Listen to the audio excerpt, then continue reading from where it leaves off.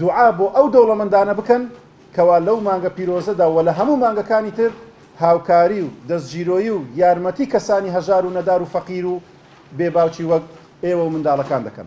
دەستگای خێرخوازی بەخشین لە ژێر دروشمی فەرمودەیەک لە فەرمودەکانی سەروەری مرۆڤایەتی کە دەفەرموێ ئەنا وەکافیل یەتیمی کە هاتەینی فی الجەنە، واتە هەر کەسێک یەتیمێک کەفالەت بکات وەکو چۆن دوو پەنجەی دەست پێکەوەن لە بەهەشدا ئاوایە لەگەڵ من. بەمەش موژدەیەکی دڵخۆشکەر دەدات بەو کەسانەی بە سەروەت و سامانەکانیان کۆتایی بە چاوەڕوانی و مناڵانە دێنن کە ماوەیەکی زۆرە چاوەکانیان لەسەر دەرگا و گوێیان بۆ تەقەی دەرگاشل کردووە تا خێرخوازێک بێت و دەستگیرۆییان بکات. ئێمە وەکو بەشی بێباوکان لە دەستگای خێرخوازی بەخشین 390 منداڵی بێباوک لەلای ئێمە لە هەولێر و سلێمانی و لە ڕانیە و گەرمیان و چەمچەماڵ و شارە زۆر موچە لەلای ئێمە وەردەگرن کە ئەم 390 منداڵە لە ساڵی ڕابردوو لە 2017 لە سندوقێکدا ئەو پارێکە کۆکراوە کە 129 میلیۆن و 600 هزار دینار بوو بۆ 108 منداڵی بێباوک بوو، بەڵام دوای 108 منداڵی بێباوک ئەوی تر خێرخوازان لە ئەستۆی خۆیان گرتی و کەفالەتیان دەکەن. نزیکەی 400 فۆرمان ئێستا زیاتر لە بەدەستیدا بە هەولێر و سلێمانی شارەکانی تر کە چاوەڕوانی وێنە بە درێژای ساڵ کە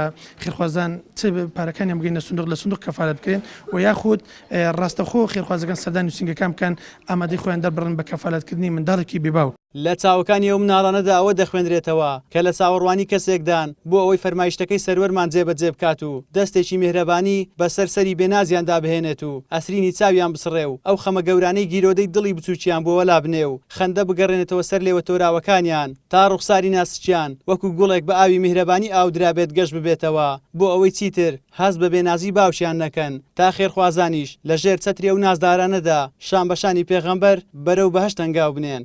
دەستخۆشی لە بەرنامەی بەخشین بەعام دەکەم. هاوکاری هێتیماندەکان زۆر مەمنیانی و یعنی مانگانە بەڕێک و پێچی دەستکاری هاوکاری فەقیری هێتیماندەکەن. بەرنامەی بەخشین نەبی مارە هێتیمەکان بەحام وەزعیان زۆر خراپە. زۆر مەمنونی بەرنامەی بەخشینی.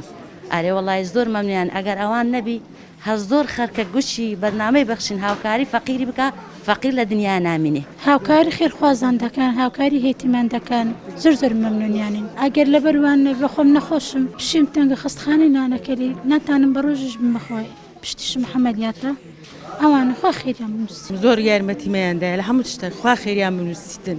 ئەمە بەخۆمان 11 نەفەرین لەماری بەخوایە خانیەکەمان بەس ببینە بزانە چی لێت داوا لەم خێرخوازانەکەم بێن یارمەتیمان بدەن ومان چاپ بکەن زیاتر پاڵپشتمان بن زیاتر یارمەتیمان بدەن چکە ئەو هێتیمانە هەموو چاویان لە دەستی وانە چکە کەس کەنی یارمەتیان بداتن هەتا ئێستاکە بەس ئەو خێرخوازی ئەوها یارمەتیمەیدایە. دەستگای خێرخوازی بەخشین دەستگایەکی خێرخوازی سەر بە کۆمەڵی ئیسلامی کوردستانە بە پاڵپشتی خێرخوازان لە سەرجەم شار و شارۆچکان یاریمی کوردستان مانگانە موچە بەسەر 390 مناڵی بێباوکدا دابەش دەکات و لە مانجی چواریش 34 میلیۆن و 100 هزار دیناریان بەسەر بێباوکاندا دابەش کردووە و لە ساڵی ڕابردووش بەتەنها لە شاری هەولێر زیاتر لە 129 میلیۆن دیناری بەسەر 108 مناڵی بێباوکدا دابەش کردووە و لە ئێستاشدا 400 خێزانی بێسەرپەرشت فۆرمیان پڕ کردوێتەوە و لە چاوەڕوانی خێرخوازاندان بۆ ئەوەی کەفالەتیان بکات. زریان سدیق، کەناڵی ئاسمانی پەیام، هەولێر.